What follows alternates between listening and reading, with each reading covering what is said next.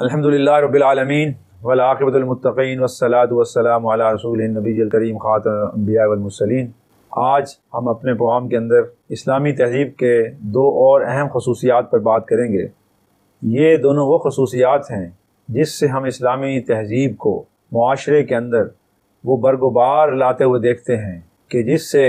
ماضی کے اندر اسلامی تہذیب نے پوری دنیا کے اندر ایک بہترین انقلاب برپا کر دیا۔ تو اسلامی تہذیب کی ایک بنیاد، سب سے اہم بنیاد یہ ہے،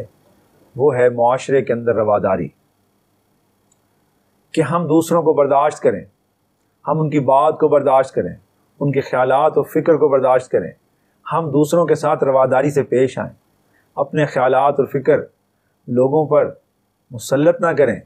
اپنی سوچ اور فکر کو لوگوں کے ذہنوں پہ، ان کے قلوب پر زبردستی نافذ نہ کریں، بلکہ انہیں پیار اور محبت کے ساتھ دعوت دیں۔ رواداری یہی ہے کہ دوسروں کو برداشت کریں، ان کو سنیں، ان کو سمجھیں، ان کے ساتھ مکالمہ کریں، ان کے ساتھ بیٹھ کے بات چیت کریں، گفتگو کریں۔ اور جب ہم رواداری کو اپنائیں گے، جب رواداری کی تعلیم کو ہم دیکھتے ہیں اسلام کے اندر، عہد نبوی کے اندر، عہد خلفائے راشدین کے اندر، بنو امیہ اور بنو عباس کے دور کے اندر، سلطنت عثمانیہ کے دور کے اندر، اسی طرح اندلس کے اندر اموی خاندان کی حکومتوں کے اندر ہم دیکھتے رہے کہ جب تک مسلمان دنیا پہ غالب رہے، رواداری کی تہذیب تھی۔ اور یہی بات ہمیں رسول اللہ صلی اللہ علیہ وسلم کی تعلیم سے ملتی ہے۔ آپ نے مدینہ کی ریاست کے اندر رواداری کو فروغ دیا، بین المسلمین بھی رواداری کو قائم کیا، اور غیر مسلمانوں کے ساتھ بھی، غیر مسلم لوگوں کے ساتھ بھی آپ نے رواداری کو اپنایا۔ یہ رواداری جو ہے آپ کی مسلمان معاشرے کے اندر بھی تھی کہ ایک دوسرے کی بات کو سنو، اختلاف رائے کو برداشت کرو، اختلاف رائے باعث رحمت ہے آپ نے فرمایا، اور اس اختلاف کی وجہ سے تم ایک دوسرے سے دور نہ ہو جاؤ، ایک دوسرے کے ساتھ تعلقات کو خراب نہ کرو، بلکہ اپنے تعلقات کو بہتر بناؤ۔ اختلاف رائے، سوچ کا اختلاف ہو سکتا ہے، رائے کا اختلاف ہو سکتا ہے، کوئی عمل کا اختلاف ہو سکتا ہے، لیکن اس کے پیچھے ارادہ ہو نیک نیتی کا، خیر خواہی کا اور باہمی احترام کا، تو پھر اس سے آپ اختلافات کو آگے نہیں لے کر جاتے، بلکہ ان اختلافات کو ختم کرنے میں یہ ساری چیزیں اس کی مدد کرتی ہیں۔ تو اسلامی معاشرے کے اندر جو تہذیب پروان چڑھتی ہے، اس میں رواداری ہے، برداشت ہے، تحمل ہے۔ یہ تحمل اور بردباری رواداری کو پیدا کرتی ہے۔ اس لیے ہمیں اپنے رویوں کو اسلامی تہذیب کے اندر ڈالنا ہوگا۔ اسلامی تہذیب جو رویہ انسان کا پیدا کرتی ہے، جو انسانی نفسیات کو پیدا کرتی ہے، اس کے اندر تحمل ہے، بردباری ہے، اور دوسرے کی بات کو سننا ہے، اس کے عمل کو دیکھنا ہے، اور پھر اس کے بارے میں رائے دینی ہے، اور اس کے عمل اور اس کے رویے کو دیکھ کر اس کی رائے اور اس کے عمل کے بارے میں جو رائے دینی ہے آپ نے، وہ بھی بڑے سوچ سمجھ کر دینی ہے، اور ان کی باتوں کو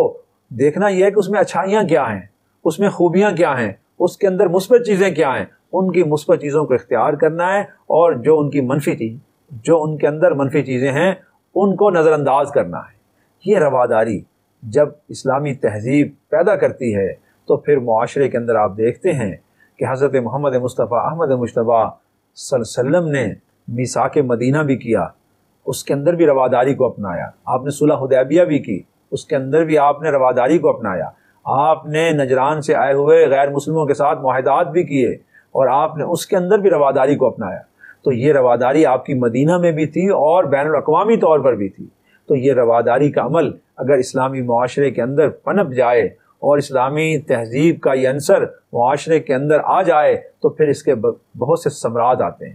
اس کے پھل جو ہیں پورے معاشرے کے اندر پھیلتے ہیں، اور اس کے پھول کھلتے ہیں، اور ان سے خوشبو پیدا ہوتی ہے، اور پھر معاشرہ جو ہے وہ خوبصورتی سے، امن سے اور پیار اور محبت کی طرف زندگی بسر کر سکتا ہے، وہ امن، پیار اور محبت سے زندگی بسر کر سکتا ہے۔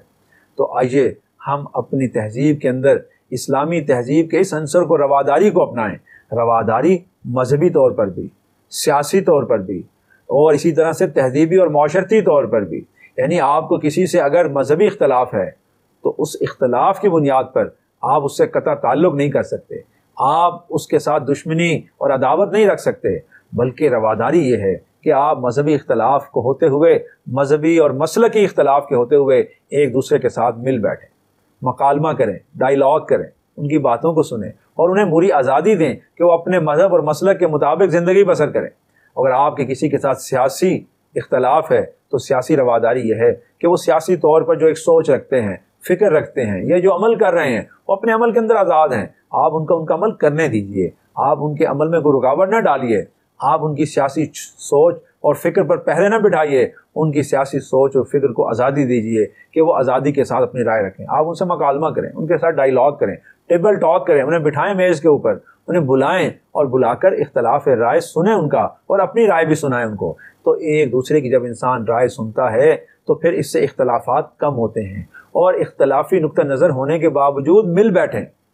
اپنی معاشرت کے اندر ان کے ساتھ تعلقات قائم کریں، ان کو ملیں جلیں، ان کے گھر آئیں جائیں، ان کے مجلسوں میں آئیں جائیں، ان کو تحفے تحائف دیں، ان کی خوشی میں شریک ہوں، ان کے غم کے اندر شریک ہوں۔ تو جب عملی طور پر ہم یہ اقدامات کریں گے تو اس سے معاشرے میں رواداری پھیلے گی، اس سے معاشرے میں رواداری پنپے گی، اور رواداری جو ہے یہ